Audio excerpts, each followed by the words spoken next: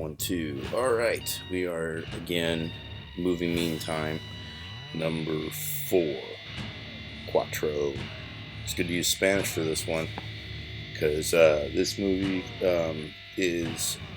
I don't know how many people have seen this movie. I haven't really talked to many people about this movie. It's not one that I really rewatched a whole lot recently, but when I first saw it, loved it, watched it, from time to time. And it's made by a somewhat controversial film director, Larry Clark. People mostly know Larry Clark's work from his movie Kids, which was in the mid 90s. Harmony Korine, controversial other filmmaker. He wrote it when he was a teenager. Larry Clark directed it. And Clark's work is mostly known for always involving young people, teenage people, or young adults.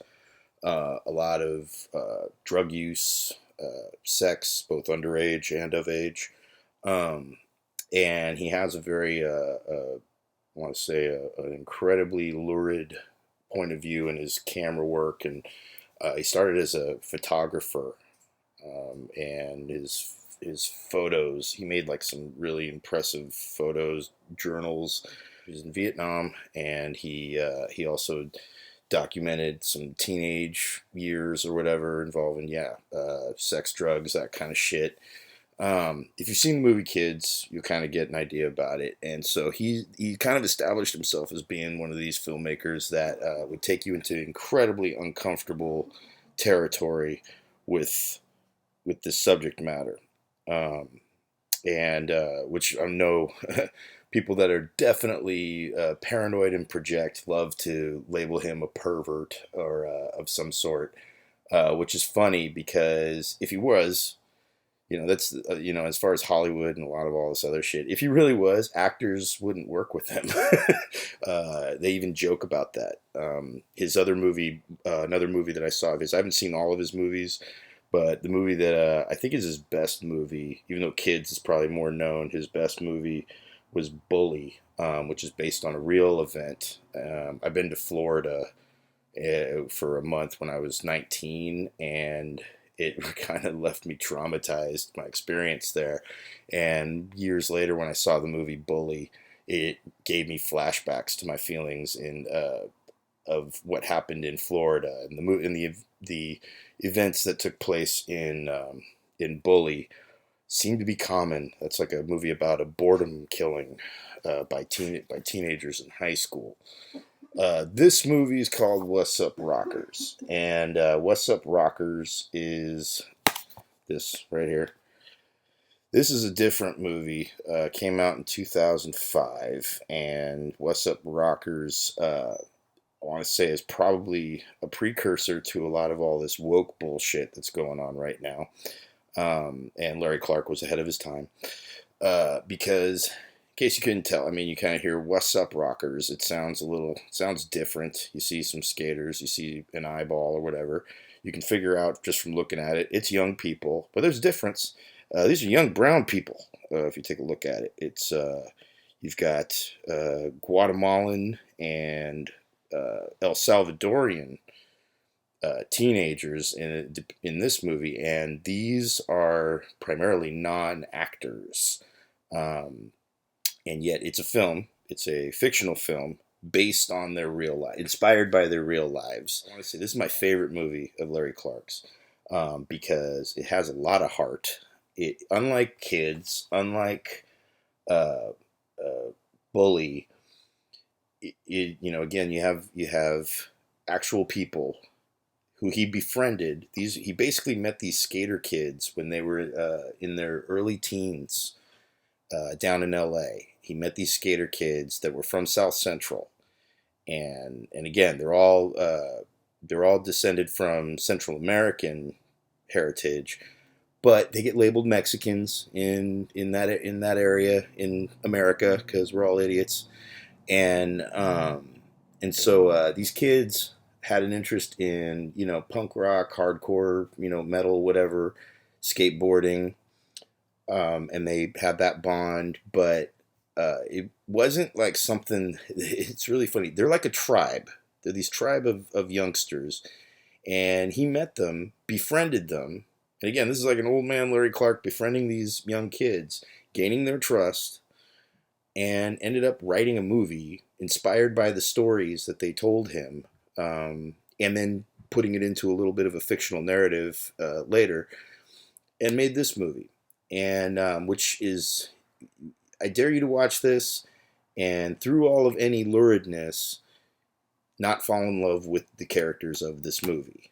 Because what he ends up doing, and this is the thing that I will still argue about Larry Clark. Not only does he gain the trust of his actors and his subject matters in his movies, he has this weird way of like depicting youth, the awkwardness of youth, the innocence of youth as it's budding into adolescence. Clearly, he's into searching for some shit with young youth, sex, drugs, whatever the fuck, but he's able to depict it in such a way that you can't help but watch it, and it takes you back to whatever your experience was at that age. And so again, when people want to argue that he made, basically his filmmaking takes you to an uncomfortable level of intimacy with his subject matters. However, you're there in this movie with his characters, these again Latin youth from South Central. Their real lives are steeped in poverty, violence, dealing with teenagers and the violence of just the circumstances of their area. And the movie starts off with one of the first interviews that he did of one of his subjects, who's one of the main characters, when he was 14. And then he started filming this movie when he was 15. And then the characters' ages range from 13 to, I want to say, 17. And some of them are related. Some of them, I mean, most of them are not. But it's a group of, I want to say, 7 of these young boys. And again, they have a band. They're interested in, they're punk rock and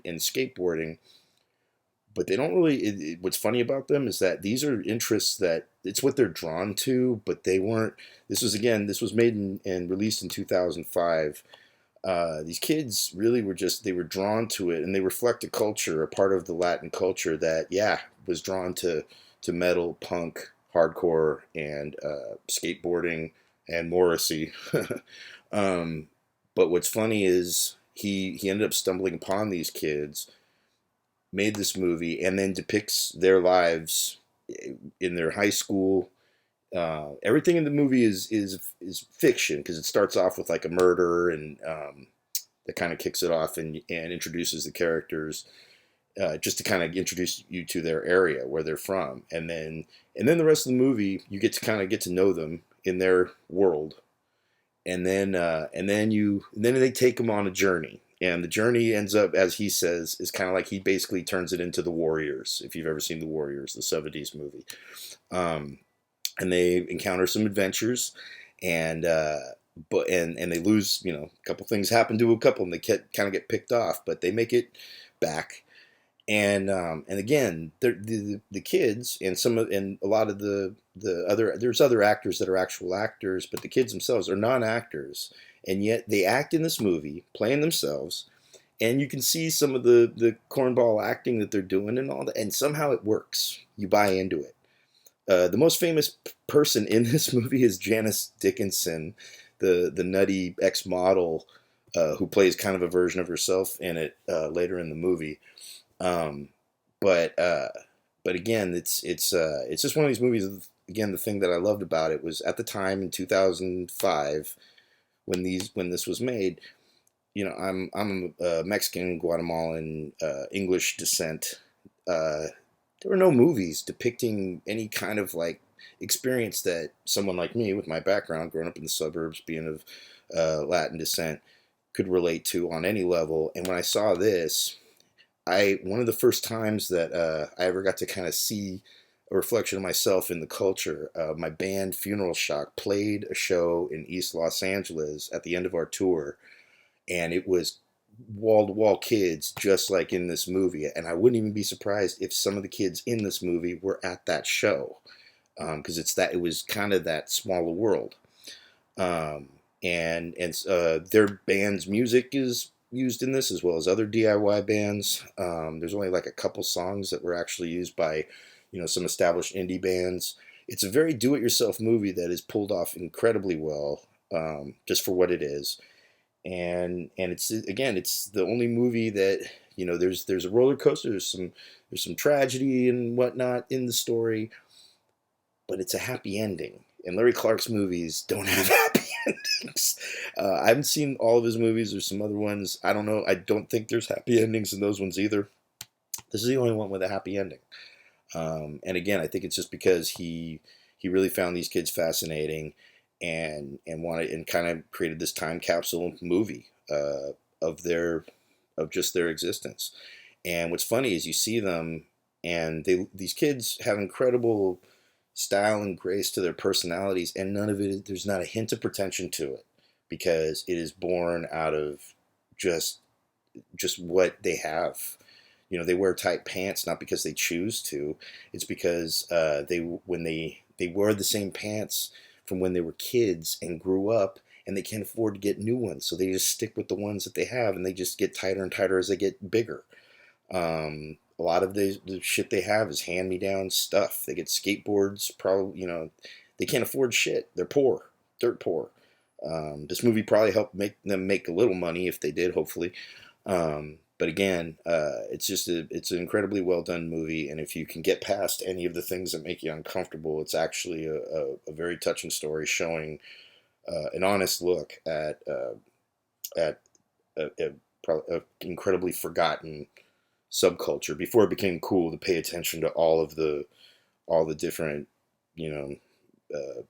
diversity bullshit of today, which I don't buy nearly as much into. This was a sincere interest into it, whereas today I think a lot of it's just for show. So again, check out Wassup Rockers. You can find it. It is available on Amazon Prime with ads, but the ads aren't that much to see. It's free on Amazon Prime, as well as another streaming service. I can't look it up. You'll find another streaming service, and it has ads. It's worth the ads. They're not too many, and they don't interrupt it too much, interrupting the flow of the movie. And again, it's worth it. Cool movie. Wassup Rockers. Check it out. Larry Clark, my favorite Larry Clark film. So.